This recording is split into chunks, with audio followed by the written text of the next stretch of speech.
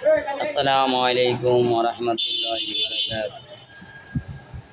প্রিয় ধর্মপ্রাণ ভাই ও বন্ধুরা, আজ একটি সংবাদ দিচ্ছি যে আল্লাহর রাসূল এবং আল্লাহর হুকুমে যুক্তরাষ্ট্র এবং ইসরায়েল নামের রাষ্ট্র ধ্বংস হওয়ার পথেই যাচ্ছে এবং আল্লাহর রাসূল বলে গেছেন যে এই রাষ্ট্রটা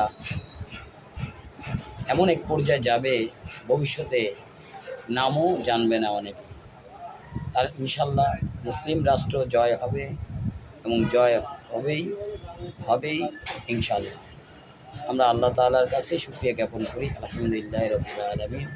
আল্লাহ ছাড়া কোনো ইলাহ নাই, এক আল্লাহ,